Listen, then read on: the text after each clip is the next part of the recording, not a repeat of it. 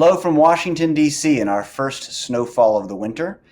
You are in session 4 of this conference, and our panel is titled Election 2020 Implications for U.S. Foreign Policy. I'd like to start by congratulating Simeon Simokos and his team. I think this is the first Greek event I've ever been involved with that is not only running on time but ahead of time. But we very much look forward to welcoming Simeon and you all back to our Araud of Washington, D.C. next year. Let me start by introducing our panelists. First, we have Ambassador Gerard Araud. He was the ambassador of France to the United States from 2014 to 2019. He was also France's ambassador to Israel, to the United Nations, Deputy Permanent Representative to NATO, and Director General for Political and Security Affairs of the French Foreign Ministry. Welcome, Mr. Ambassador. Kalimera. Next, we have MP Tassos Chatzivasileiou. He is a member of parliament with the New Democracy Majority Party. He is Secretary General of the National Defense and Foreign Affairs Committee and International Secretary of New Democracy. Welcome, Mr. MP. Kalispera. Good afternoon. And third, we have Nicholas Logothetis. He is the co-founder and chairman of the board of Concordia, a nonprofit organization that seeks to promote and develop public-private partnership around pressing global issues. This includes the Concordia Summit, which is now the largest and most inclusive nonpartisan global affairs forum on the sidelines of the UN General Assembly. Nick and Concordia have hosted President-elect Biden at Concordia 3 times in New York, Athens, and Colombia. Nick's also an executive board member of the Libra Group and a good friend. Welcome, Nick. Thanks, Mike. And finally, I'm Mike Manatos. I'm president of the public policy government affairs firm of Manatos and Manatos, and a member of a family that's been working in or with the U.S. government for 85 years and 3 generations, much of our work focusing on U.S.-Greece relations. So let me set the stage for our discussion here. We have, with the Biden presidency, an historic first. While we've had a number of pro-Greece incoming U.S. presidents, for the first time in U.S. history, we have a president who spent his 43-year career in government promoting Greece, Cyprus, and the Ecumenical Patriarchate. And he did so from the powerful positions of chairman of the Senate Foreign Relations Committee and vice president of the United States. For example, with regard to the Ecumenical Patriarchate, then Vice President Biden was the first sitting vice president in U.S. history to visit the Ecumenical Patriarchate, and he did so twice. President-elect Biden has referred to His All Holiness Ecumenical Patriarch Bartholomew as one of the 2 most Christ-like people he has ever met. With regard to Cyprus, as Senate Foreign Relations Committee chair, Chairman Biden sat before Erdogan, who was before his committee publicly and said publicly that until you get your troops off Cyprus, I'm going to make Turkey's relations with the United States as difficult as possible. With regard to Greece, President-elect Biden has a similarly strong record of support, plus he has an intimate personal connection with the Greek American community. Our family is blessed to have known him since he arrived in Washington 47 years ago. And add to all of this that his Secretary of State designate Tony Blinken and his White House National Security Advisor Jake Sullivan have contributed significantly to President-elect Biden's pro-Greece accomplishments over the years, and both of them know quite well Greece, Cyprus, and the East Med. So the question before our panelists today is, what does all of this mean? How will U.S. policy towards Greece, Cyprus, and Turkey and the East Med change under a Biden presidency? Let me start with Ambassador Araud. Mr. Ambassador, throughout your career, you've seen quite a number of new U.S. presidents. How do you think policy towards Greece and the East Med will change under the Biden presidency? Well, first, allow me to, in a sense, to speak of the wider landscape beyond Greece and beyond the East Med. I think it's important to notice first that American diplomacy will be back. During the Trump mandate, it's a fact that American diplomacy has been more or less absent on most of the world issues. The US were quite selective in their world engagement. They were working on Iran, North Korea, and a very few other issues. Now, American diplomacy is back. And we see it with the engagement to rejoin the agreement on climate change, to rejoin the agreement on the nuclear deal with Iran. That's a very positive element.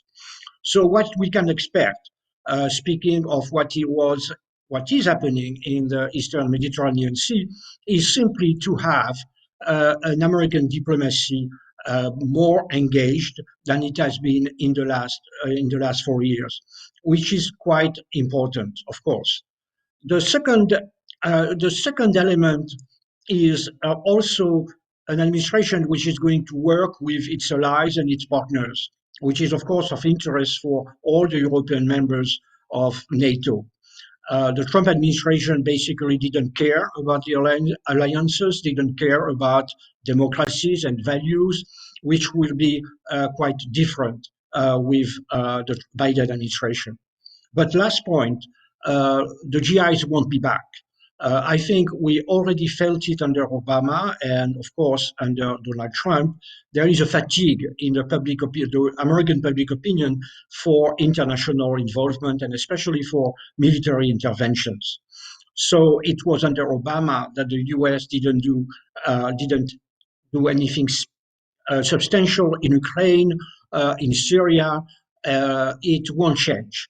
It means that for the Europeans and especially for Greece or for France, actually, our environment is in flames from Ukraine to Africa. And let's not have any illusion. The Americans could help us in diplomatic terms, but they are not going to get involved in military terms. The US don't want anymore to be the policeman of the world. Thank you. Thank you, Mr. Ambassador. MP Chatzivasileiou, what was Greece's reaction to the Biden election? What does Greece expect from a Biden presidency? Good afternoon again. I would like to congratulate also Andy Zemenidis and Simeon Tsomokos for this excellent initiative to discuss all these interesting issues. I will be very brief. Biden's election was received in Greece with satisfaction. You know that the Greek government was among the first ones to congratulate the new president-elect. During the last year, we had an unprecedented approach between Greece and the United States for the sake of our regional stability. Washington has abandoned the policy of equal rhetoric distances between Athens and Ankara, with the Congress playing a pivotal role towards this direction. I'm confident that the new administration under President Biden will further enhance our strong bilateral relation. It's not only upon this. We have that, you know, that we share common values for the free world, for democracy, for freedom. We have a common vision for the East Med area. Mr. Biden knows really well Greece, Cyprus, the Aegean, the Mediterranean Sea. He has a strong relation with Patriarchate Vartholomeos and, of course, with a vigorous Greek-American community in the United States. So we are really confident that our bilateral relations will be further enhanced. Concerning the foreign policy, I would say that Greeks expect from the new administration to make the US foreign policy stable and predictable again. As a European politician, I would be very happy to see a well-functioning relation with the EU based upon our common values of democracy and freedom. And of course, I would like to see the US re-engagement in the East Med area after a long period of limited presence in our neighborhood. You know that this area has suffered a lot from crisis, conflicts, even wars. Certain regional actors prefer revisions with instability, but you know that others, like Greece, stand as security providers in the area. In any case, I remain optimistic because the new president has a thorough knowledge about our neighborhood. Thank you. Thank you. Nick, as I mentioned in the introduction, you had the opportunity to host the president-elect 3 times and have had other private audiences with him. What's your sense of where the Greek-American community in Greece are in his list of priorities? Thank you, Mike. Thank you to Delphi Forum and to Andy Zemenidis and Simeon Tsomokos. As someone who has organize these events. I know how difficult it is, especially virtually. So I'm extremely impressed with how all of this has gone. Listen, I think Joe Biden has the nickname Joe Bidenopoulos for a reason, and I think it's important to keep in mind that, and he said this publicly, that the Greek American community in the United States has played an early and important role in his political ambitions. And so, yes, he is a very good politician, and he, has a lot of different constituencies. But I do think that the Greeks and the Greek Americans mean something personally to him that hasn't been the case with other presidents, and that is very important. And I don't think something we've seen before. As Mike mentioned, we've had the opportunity to host the vice president when he was vice president, now the president-elect, and then when he was a former vice president. He came to Greece. He attended our Concordia summit in Athens in 2017, and what was one of his, I think, if not the first, one of the first international trips after he left the White House. And we also had the patriarch join us, and it was a very special and important moment. And we were obviously there and with him during that trip, and you could see just how important the country is to him. So it's definitely something that he takes very personally. It's definitely something that he's very familiar with, the region. Now, that's not to say, and I think we'll address this later, that everything is going to be solved. I take the ambassador's comment very well, in that I don't think we're going back to a previous Obama administration or before that. Things have changed in the last 4 years in the United States, and some of those things are not going to go back to the way they were. But definitely an unprecedented engagement on these issues that we haven't seen from previous presidents. Let's change the focus a bit to Turkey. Perhaps the most significant determinant of U.S.-Greece relations under a Biden presidency will be how his administration handles Erdogan and Turkey. Mr. Ambassador, at last week's EU summit, Greece was hoping for much stronger language condemning Turkey's provocative actions against Greece. How is Turkey seen in Europe as a whole these days? The very particular position taken by France during the crisis in this summer. We consider that we are facing a wide Turkish challenge, which is going beyond the Eastern Mediterranean Sea. We have seen Turkish mercenaries or soldiers in Libya, which is totally unprecedented. And actually, you can argue that it's precisely because the US were absent from the diplomatic scene that Turkey has dared doing what is that done. And we can say the same thing for the Armenian conflict. So there is obviously a problem, a global problem of the Turkish ambitions, and we have to contain them. It doesn't mean that we have to open a confrontation with Turkey, but we have to contain Turkey and to start a negotiation on a strong basis. And the problem that we have in Europe is, which is not new and it's not the first time, is that seen from Scandinavia or from Northern Europe, our partners don't feel any particular need to engage into really opposing the Turkish ambitions. Geography and history have a meaning, and from Stockholm, Turkey looks very, very far, and the Swedes and other countries don't see why actually they should be engaged with Greece and with the other Mediterranean countries. That's a fact, and actually in Northern Europe, they're arguing that we are doing the same with Belarus, that we are not engaging enough in Belarus. That's the predicament of the European Union. But the European Union has started to move in the right direction.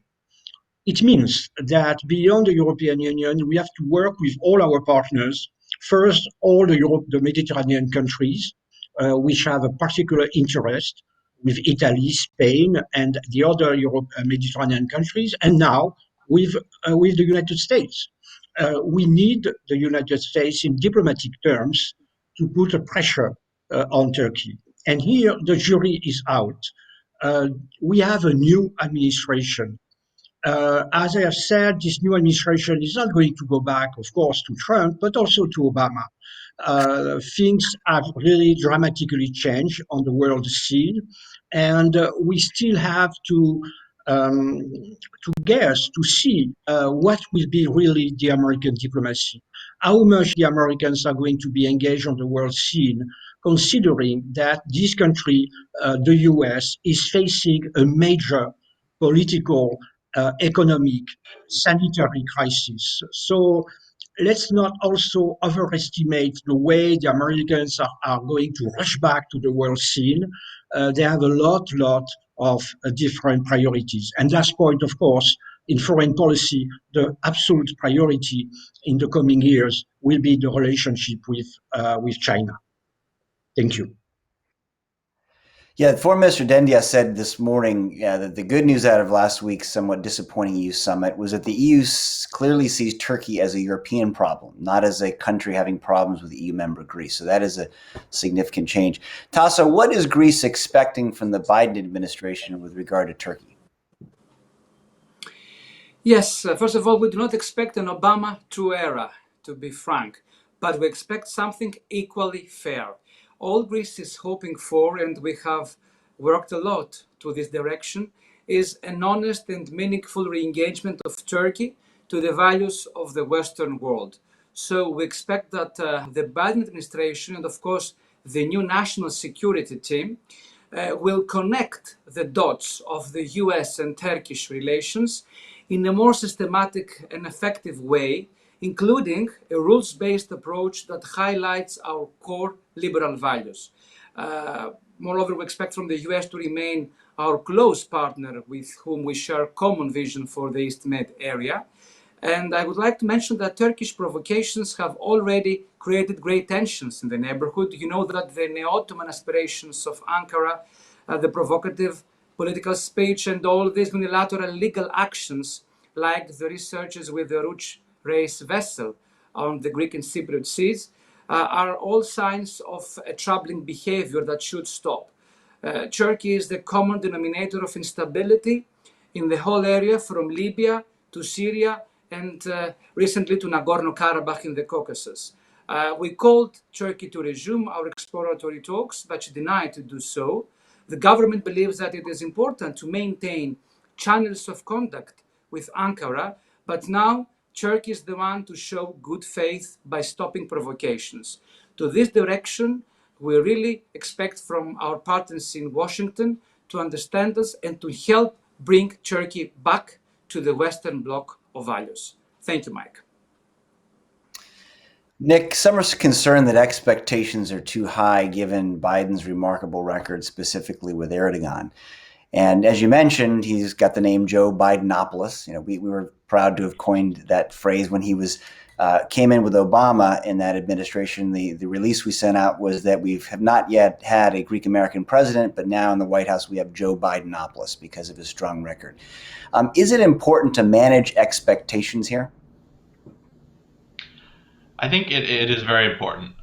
You know, the world is in a crisis that we haven't seen, I guess, at least since World War II, with the coronavirus pandemic. There are regions of the world that have just as or more thorny issues than the Eastern Mediterranean. And all those regions, from the South China Sea to Latin America to Sub-Saharan Africa, to take your pick, are going to be demanding the attention of the new president and his team. And so I really think it's important to keep that in mind. With everything I said before, that has always been the case. There's always been problems around the world. The difference this time is that you have a president elect who will personally be aware of the Eastern Mediterranean issues and have worked on this his entire career. I also think it's important to point out that there is a very important election still to come in the United States, in Georgia, on January 5th, which will decide the balance of the United States Senate. So it'll either be 52-48, or it'll be 50-50, with the vice president breaking the tie. I think it's unlikely to be 51-49, but that's also possible. Now, with that comes control of the Senate, and many, many, many things flow from that, including the ability to have cabinet secretaries and sub-cabinet secretaries appointed. So if, for instance, President Biden wants to have his chosen person be Assistant Secretary of State for Europe, it's going to be much easier to get that person confirmed if they control the Senate versus not. And so all of those things will become clearer after January 5th.